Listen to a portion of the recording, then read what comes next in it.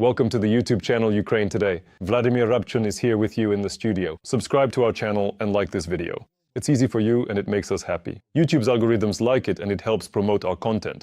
Let's get straight to our topics. For the first time in Ukraine, the long-range modification of the Neptune cruise missile, also known as the Long Neptune, has been officially unveiled. We're talking about a missile capable of striking targets at distances of up to 1,000 kilometers. But that's far from all the bad news for the enemy.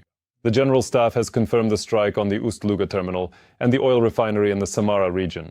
As for the Novoshakhtinsk oil refinery, which Ukrainian drones allegedly did not hit, this is the only operating refinery in the Rostov region and the main supplier of petroleum products in southern Russia. Well, it has been burning for the fourth day in a row. Details in our report. A successful offensive operation. The occupiers lost about a company of personnel. The main intelligence directorate of the Ministry of Defense and the Third Corps drove out the Russians and regained control over the settlement of Novomykhailivka in the Donetsk region. This allows the Ukrainian defense forces to strengthen their defensive positions in this direction and, moreover, to improve the capabilities of the Ukrainian defense forces in using unmanned aerial vehicles and accordingly taking into account the terrain to improve the overall nature of the positions of the Ukrainian defense forces for further repelling attacks by the occupiers. The Kremlin is striving to seize the entire territory of the Donetsk region, which has long been a goal of the Russian dictator. In particular, he has stated that he would freeze the war in exchange for full control over the region. But the defense forces continue to push the enemy back and fight for every inch of Ukrainian land. The occupiers taking control of the largest industrial centers, Slovyansk, Kramatorsk, Drushkivka, Kostiantynivka, the Pokrovsk agglomeration, Pokrovsk, Dobropilia. In other words, the occupiers are well aware of the scenario ahead, extremely heavy losses in personnel and equipment, and accordingly, an active phase of hostilities that, according to British intelligence, could drag on for several years. It is called, a scenario of up to 5 years to establish full control over the Donetsk region. That is why, accordingly, the occupiers are trying to exert military and political pressure on both the United States and Ukraine. Moreover, the Ukrainian armed forces are successfully attacking the enemy in the rear. Special Operations Forces and the Security Service of Ukraine struck an infrastructure facility at the Ust-Luga seaport terminal in the Leningrad region. The Ust-Luga seaport terminal is considered one of Russia's key logistics hubs in the Baltic Sea. It is actively used for exporting energy resources via the so-called Shadow Fleet, which operates in circumvention of international sanctions. It should be noted that the Ust-Luga port has already been repeatedly targeted by strikes from Ukraine's defense forces and the main intelligence directorate of the Ministry of Defense of Ukraine. We are talking about Novatek's terminals, which are a key supplier of finished products. I want to emphasize once again that we are talking about petroleum products with end consumers, including India, the People's Republic of China, as well as a number of European consumers. The Novoshakhtinsk oil refinery, the only operating refinery in the Rostov region and the main supplier of petroleum products in southern Russia, has been burning for the fourth day in a row. We're moving to a safe, secure, and appropriate distance now. He'll leave. Still, he hasn't stopped for even a minute. Since the beginning of August, at least 10 major Russian energy facilities, including refineries, have come under drone attacks. At least 4 plants have halted production. Meanwhile, as Russia deals with the aftermath, Ukraine has, for the first time, unveiled a new missile, the long-range Neptune. It is capable of striking targets at distances of up to 1,000 kilometers. Initially, the range of the R-360 Neptune missile was about 280 kilometers. The warhead has also been increased. Previously, the warhead weighed around 150 kilograms.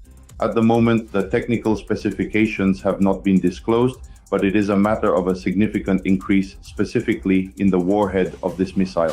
Ukrainian naval marines have also recently unveiled their own formidable surface drone, which they have named the Barracuda.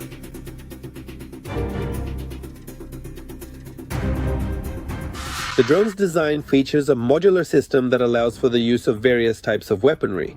In the released video, the use of single-shot grenade launchers is shown, and the drone is also capable of laying mines in the water area. Meanwhile, the Trump administration approved the sale to Ukraine of more than 3,000 air-launched Iris missiles with a strike range from 250 to 450 kilometers.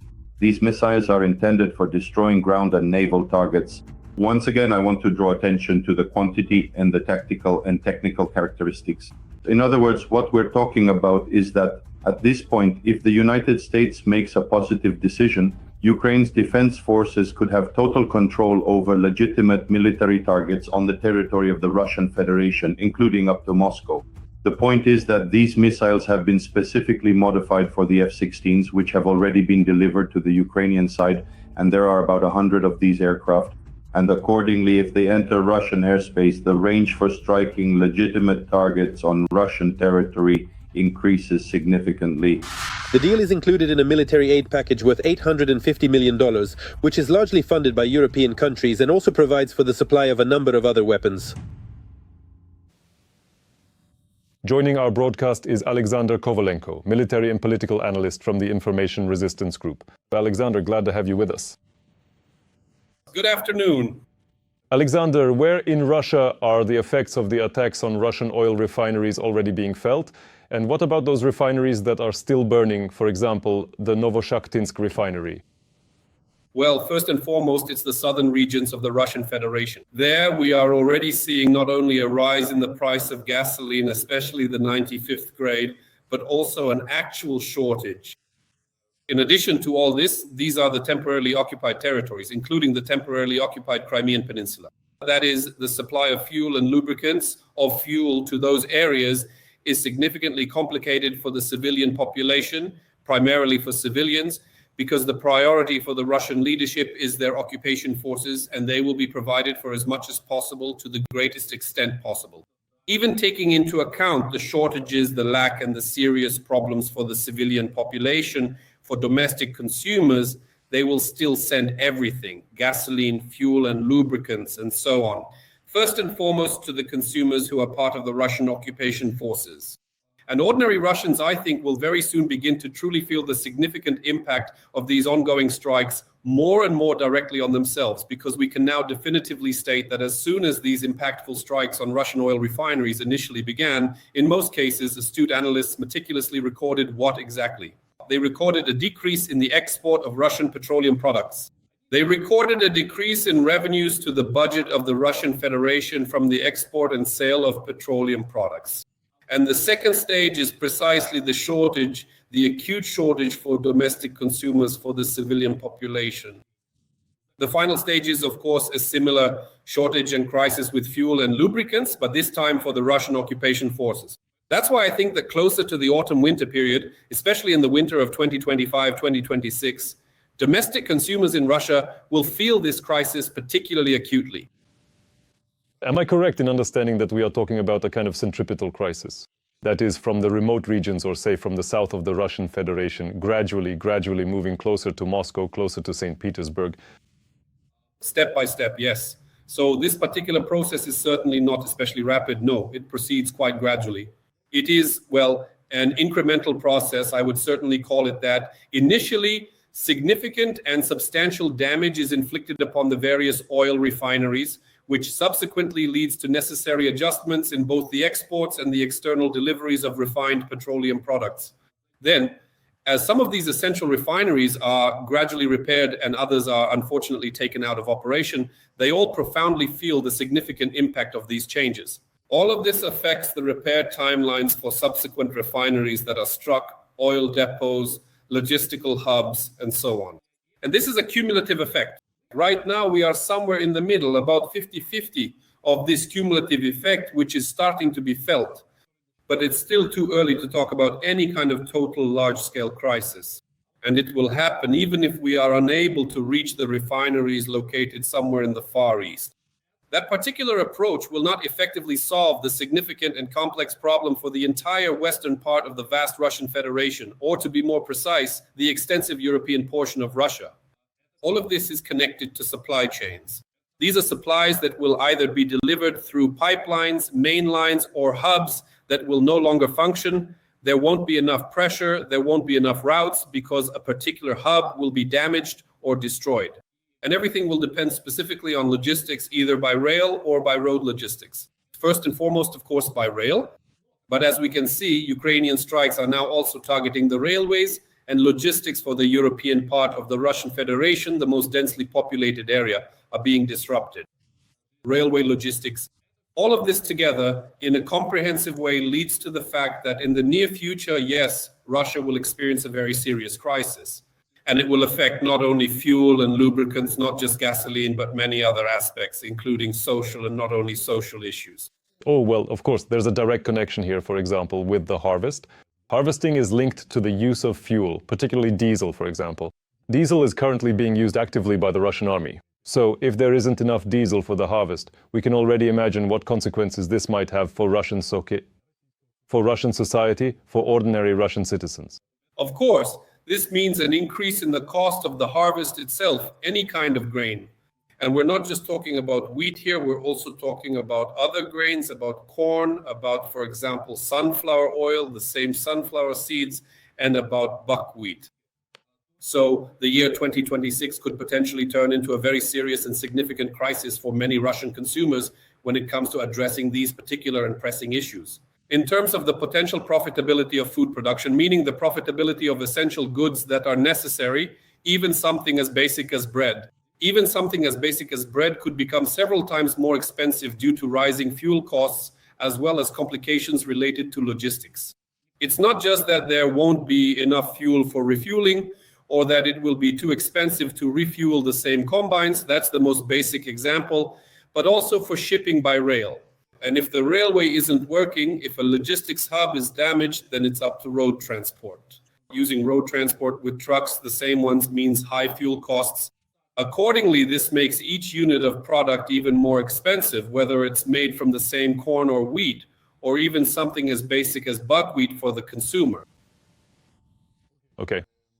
I suggest we move on to the topic of expanding the strike radius on Russian territory, specifically targeting those same Russian oil refineries. In the context of Ukraine having officially unveiled the long-range modification of the Neptune cruise missile. Previously, we actively discussed another missile. That is the Flamingo missile, a more powerful weapon. Plus, at the same time, there are deliveries of American weapons. In particular, we're expecting IRM missiles and so on. How much does all this, first of all, the first question is, the fact that this weapon, Ukrainian-made for example, is being demonstrated, showing that it exists, that it's being produced, that it's available. Is that normal? Doesn't this reveal certain secrets to the enemy, secrets that really should be kept hidden until the very last moment?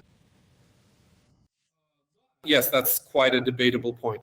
But here the important thing is this. Demonstrating that we have such strike capabilities, such weaponry in general, which, by the way, the president of Ukraine has repeatedly stated that we are developing our own subsonic cruise missiles. Well, this is simply stating a fact, confirming our words, and proving that, as the president of the United States likes to say about cards, we have cards in our hand. And our cards, we are showing our cards. These are long-range strike capabilities. For now, they are not being used actively and on a large scale. But it's just like with the naval drones, which were initially used one at a time and then by the dozens in a single night. It's exactly the same with our aerial drones, our strike drones, which were initially used one at a time and then by the dozens over the course of a night and beyond. It will be the same with the missiles. For now, it's just a demonstration. Then there will be isolated uses. And after that, dozens and possibly even hundreds of strike systems launched within a single day. This should be perfectly clear not only to our enemies, but also to our partners, who need to understand that Ukraine is not a country that must remain completely defenseless and accept all the ultimatums imposed on it by the aggressor state, the Russian Federation. And some Western partners, such as the United States, claim that we should agree to some of these ultimatums because, well, we are in a disadvantageous position, we have no cards to play. But how can we have no cards? For example, something could hit the Spasskaya Tower with a warhead weighing about 150 tons. Something that, in terms of its characteristics, is even better than the Tomahawk missile. I'm talking about the Flamingo. It's a mobilization subsonic cruise missile, which surpasses the American Tomahawk both in range and warhead weight. Why would we need our own Tomahawks when we can produce our Flamingos?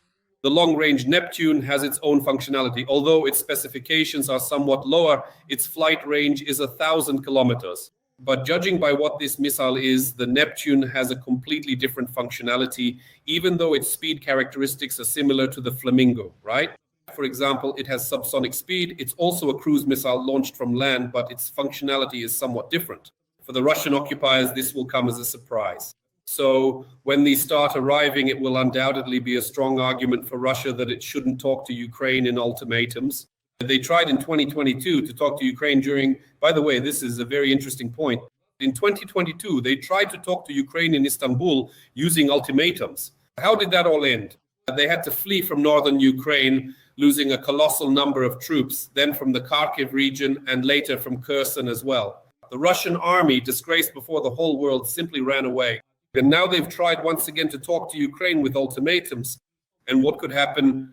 But the main thing is that Putin doesn't end up moving completely into the bunker in Novomykhailivka because, well, the Kremlin might not even be there the next day as a historical landmark that, say, Woody Allen or Mark Dacascos would want to visit. That historical landmark in Moscow might no longer exist. Maybe there won't even be a Moscow anymore. Okay.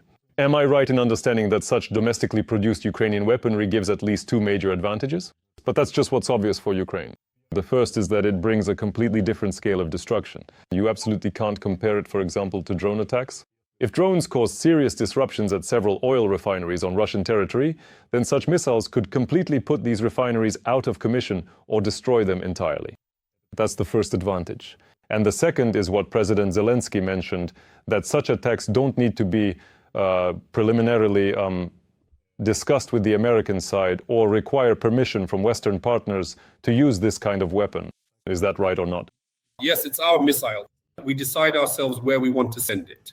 If necessary, it will fly to Moscow. If necessary, it will fly to Ijevsk. If necessary, well, to the Kaliningrad region somewhere if needed. So we absolutely do not discuss this with anyone.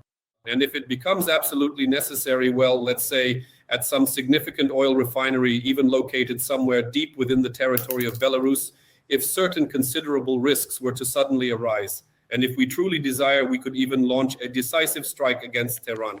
3,000 kilometers basically gives us that capability. Besides, these are open sources, so who knows? Maybe it's not 3,000 kilometers. Maybe the range for hitting targets, not just the radius, but the actual range itself, is much greater than 3,000 kilometers. Yes, this absolutely gives us the freedom of action that we don't have to coordinate with our Western partners. When we carried out strikes with that very same missile, or the Scalp-EG, we always had to coordinate, is it allowed to strike targets on the territory of the Russian Federation? Of course, we were told no. In most cases, there was a prohibition. For the most part, we received a ban on such strikes. At present, this restriction simply will not exist. That's the first point. The second point, of course, is that when a drone with a warhead of 50 or 100 kilograms hits an oil refinery, that's one type of damage. It's a completely different story when a missile with a warhead of 1 ton and 150 kilograms of explosives hits. And this is an effect that simply cannot be fixed in the next few weeks or even months by a dedicated team sent in for comprehensive repairs. Nothing of the sort. Such a missile, if it precisely hits certain vulnerable spots at oil refineries, and not just refineries, but any critical military industrial complex, like a specific workshop, an assembly shop, or a vital production line, can completely put it out of commission. Well, for example, there's the famous Ural Vagon Zavod, which is the only factory in Russia that produces new tanks. That's Ural Vagon Zavod for all of Russia. And of course, there's a certain distance involved. We understand the range, but this is just an example.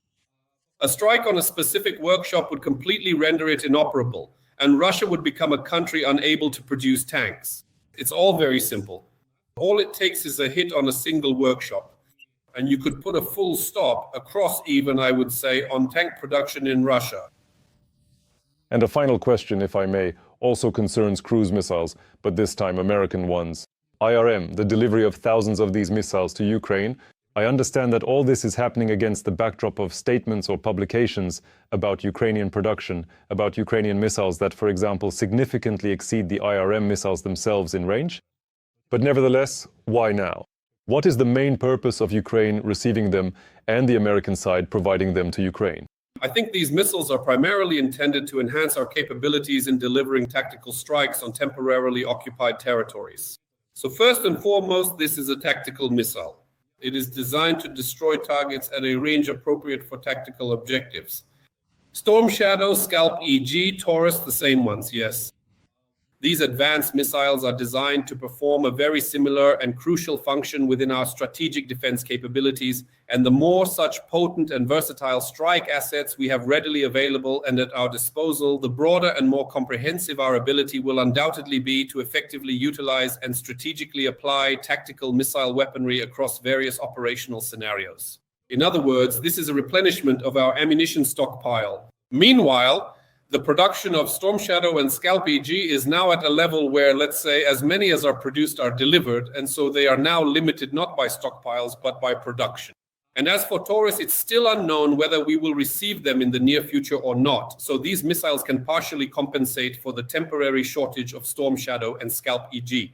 Of course, they are somewhat weaker in their specifications compared to the ones mentioned, but nevertheless, they can partially address the issue of this shortage. Alexander, thank you very much. Thank you for your analysis and for the information you provided. Thank you, and until we meet again on air. I think there will be a lot of news. Alexander Kovalenko, military and political observer from the Information Resistance Group, joined our broadcast. Thank you. Every voice matters. Join our community, support independent journalism, and help us bring you the truth from Ukraine.